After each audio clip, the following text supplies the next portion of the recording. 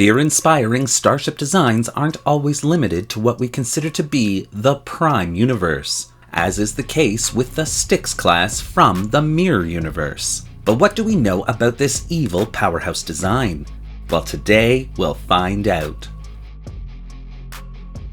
Hello and welcome to another episode of Truth or Myth Beta Canon, a Star Trek web series that dives into the history of any given topic, using beta canon sources and my own imagination to fill in the gaps. In today's episode, we're continuing our spooktacular starship event for the month of October by taking a look at the Mirror Universe's Styx Class to better understand its place in Star Trek history. Please note, I love parallel universes. There's something to be said for Star Trek stories that allow our favorite characters to step outside their prime universe boxes and just have a bunch of fun playing alternate versions of themselves. And so, while crafting this video, that's what I tried to do as well, with a bunch of little Easter eggs in the narrative that some of you eagle-eared listeners are sure to pick up on. But of course, and as always, because this is just a bit of beta canon and fan fiction, all information relayed should pretty much be taken with a grain of stardust and only considered a little bit of Star Trek fun. And so, with all that out of the way, let's begin. No one really knows what the point of divergence was that created what we now call the Mirror Universe. A closely congruent parallel universe, the Mirror Universe is well known for its cutthroat policies and imperial views. The road to Starfleet's contact and knowledge of this universe is quite a complex and convoluted one. In 2268, on stardate 5693.2, the Constitution-class starship USS Defiant would be caught in what was known as interphase space.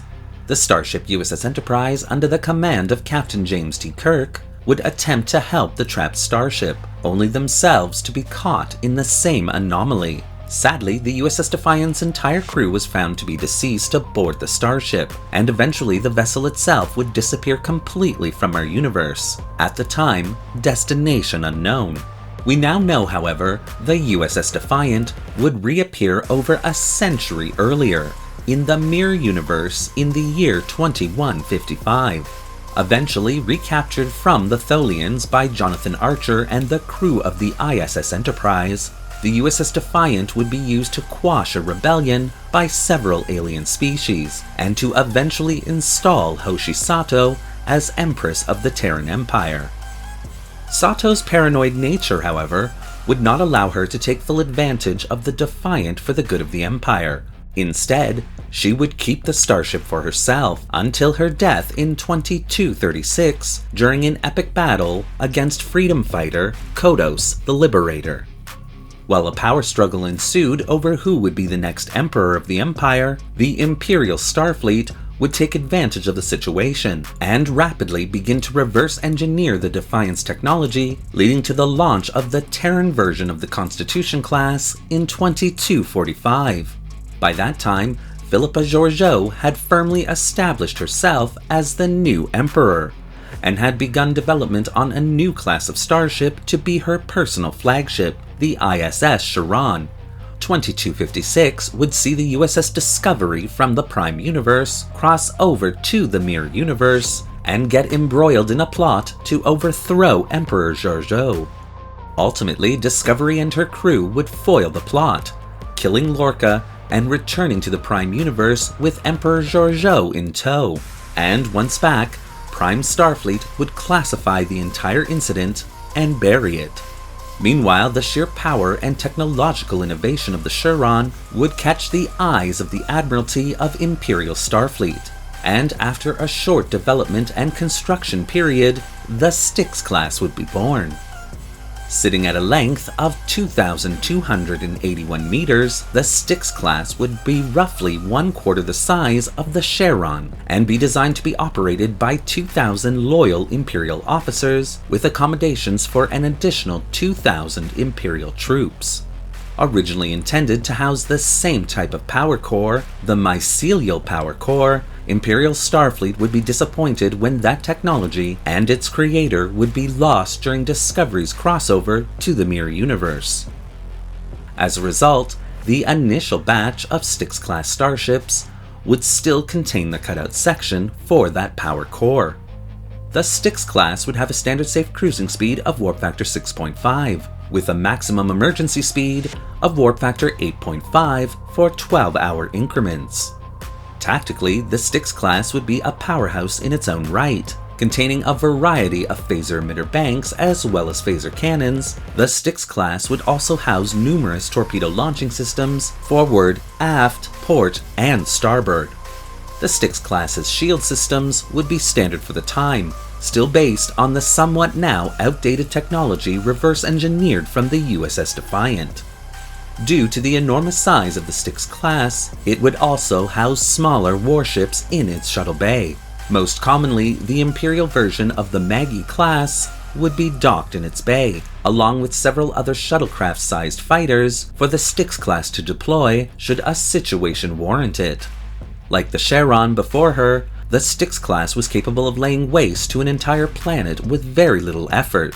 But the Styx Class would also contain various state-of-the-art scientific laboratories, all dedicated to creating devastating weaponry of all types to make the process of killing whole populations much easier.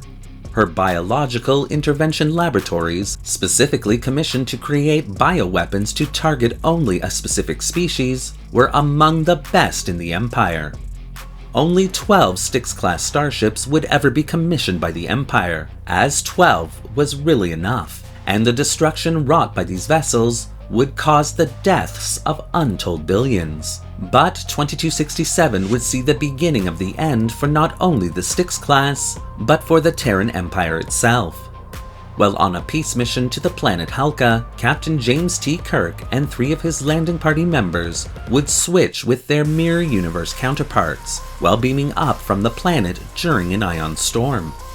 Finding the mirror universe to be vile and unacceptable, Captain Kirk would end up having a profound effect on the ISS Enterprise's first officer, Commander Spock, even giving him knowledge of a weapon that would allow Spock to become Commander-in-Chief of the Terran Empire in short order. Spock would propose peace initiatives and a significant disarmament program, which itself would include the dismantling and decommissioning of all Styx-class starships. Unfortunately, once these reforms were complete, the Empire was unable to defend itself against the equally aggressive and powerful forces surrounding it. And eventually, the Klingon-Cardassian alliance would overrun the Empire, enslaving the Terrans themselves, effectively ending the Terran Empire of the Mirror Universe once and for all. Created as a way to keep enslaved races under their thumb, as well as wipe out any species that threatened the Empire, the Styx class would be seen as one of the most horrific starship designs ever created by Imperial Starfleet, earning this evil class its place in multiverse history. Thank you for watching today's episode of Truth or Myth Beta Canon. What do you think of the Styx class, the Mirror Universe, and the historical narrative that I've created here? Do you want to see more videos like this one? Well, leave your comments in the section below, and don't forget to like the video and subscribe to the channel, hitting that little bell icon so you won't miss a single video we release. Want to help the channel wipe out anyone that threatens the Empire? Then consider becoming a channel patron, a major help that allows this channel to purchase resources and 3D models to keep it going. The link to our Patreon account is in the description below. Thanks again for watching. All hail the Emperor!